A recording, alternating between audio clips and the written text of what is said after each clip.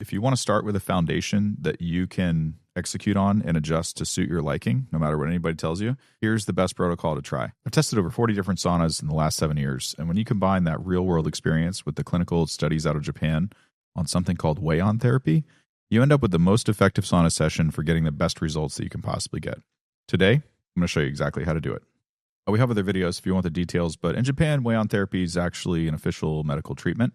The protocol is pretty simple. It's 15 minutes in a far infrared sauna, about 140 degrees Fahrenheit, followed by 20-30 minute wrapped in blankets to hold in the heat. This causes you to retain, core temperature for a longer period of time without subjecting the patient to any additional stress, heat stress specifically. Mm-hmm. Studies show pretty powerful results, lowered blood pressure, improved heart function, vascular repair, and even better long-term survival, even for the heart patients themselves. The key takeaway is that structure matters. It's not just about sitting randomly and sweating. It's following a proven routine and doing it regularly. So Waon Therapy shows us the power of structure, but over the years, I found ways to refine it and expand on it. And through testing dozens of saunas myself and working with thousands of people in the sauna community, I've developed a protocol that is just kind of like one size fits all, low and slow, that builds on those principles, but makes them more practical for everyday life. It all starts, before you even step into the sauna, usually days beforehand. My protocol is first and foremost, a lot of times people aren't paying attention to labs when they're doing these therapies or replicating, studies. And the biggest thing is electrolytes, mineral balance. So hydration starts the day before, if not several days before. It's not enough just to drink, some water right before your sauna session. You want fluids and electrolytes in your system ahead of time, way ahead of time. So for me personally, I always bring a hydration drink into the sauna and sip it throughout the session. I have a list of mine in preferential order. You could probably find it in the Facebook group. You could probably find it on my Amazon profile, or you can find it on my blog or in one of the reviews. I like the clean ones with low sugar. You can't go wrong with Redmond. Liquid IV is okay, but I like the other ones better. LMNT is fine, but I think you get a better deal with some of the others. But check the list out, see what you like. So I preheat the sauna. I just turn it on max time, max temp. And then I walk away from it. I go make my hydration drink. I'll go for a 20-minute walk. You could do a rebounder. You could do a workout. You could do anything. But I would recommend preheating your body before, if you want to follow my protocol, I would recommend preheating your body before you get in the sauna.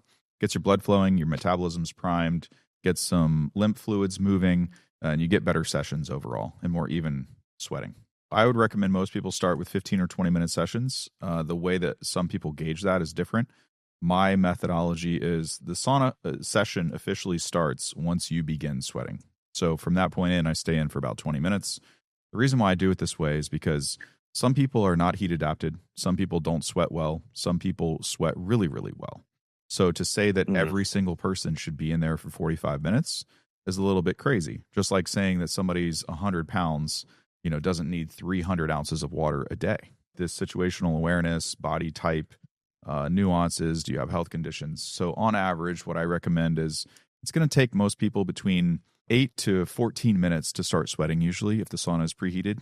And this obviously changes if you're doing super hot sauna sessions, but this is a basic protocol and this is something that anybody can do. So we're not talking about a training protocol for a triathlon. We're not talking about doing contrast therapy in a 220 degree sauna. For most people that have never experienced heat therapy before, that's going to zap them. It's too much for their system right away. One of the things that I should have tossed in there is that me saying all this and developing different protocols for different groups of people, it comes from me doing the wrong things, too. Like the reason that I know this stuff is because I tried it. And I have the same mentality. I call it the He-Man mentality. You want to jump in and just do as much as you can because you think that it leads to more benefit. So you're just like overbearing, schedule, overbearing temperature, overbearing heat stress. But sometimes less is more. I'm sure you've heard that before. I don't wrap myself in blankets and retain core temp for an extra half hour because, I have other things to do. And I'm not going to a clinic to have these sessions administered to me either. I'm doing this with the courtesy of my own home. So I can just do another session tomorrow, or the next day also. If I'm saunaing in the evening, I usually just jump right in the shower. I mean, I sauna like 2 hours, 2.5, 3 hours before I go to bed. It gives me time to cool down. So I just start my normal evening routine after that. So I want to get clean and dry. I don't want to be sitting in sweat or doing anything else. People take this as gospel, like I never do anything different, which is funny sometimes. We'll do Q&As and stuff, and they're like, well, Matt, you said, You shower right after the sauna. And now you're saying you went and did house chores and took the trash out. And you did this and you did that. Wouldn't it take longer for your body to cool down? It's like, well, yeah, you can't be so dogmatic that you can't deviate, for 10 minutes. It's not.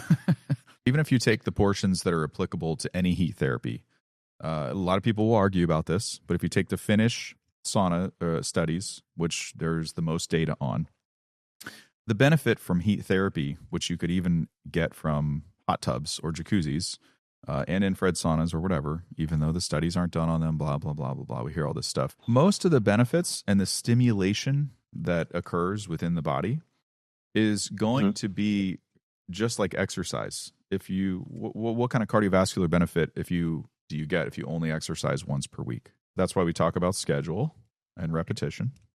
So 3 times per week, every other day, that's the minimum. Without talking to somebody, you can't take into account their unique situation, health challenges.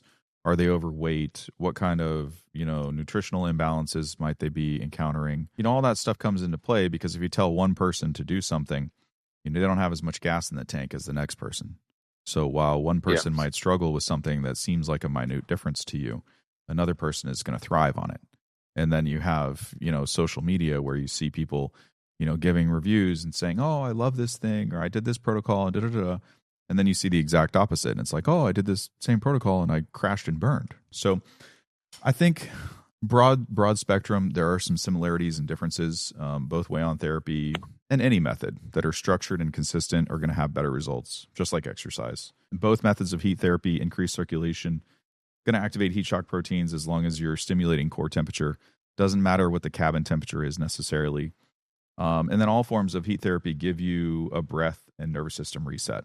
They're going to change your default from throughout the day. Differences are Waon Therapy is very medical and rest based. It's kind of like, easy going. Let's just get the minimum stimuli to get the cardiovascular benefit. My approach is more lifestyle friendly. I focus on hydration, movement, active cool downs or aggressive cool downs. We're not wrapping ourselves in blankets and sitting on the couch for 45 minutes post sauna session. Waon ends with blanket rest. I end with progressive shower or contrast shower or something like that. Just to recap, if you want to start with a foundation that you can execute on and adjust to suit your liking, no matter what anybody tells you, here's the best protocol to try.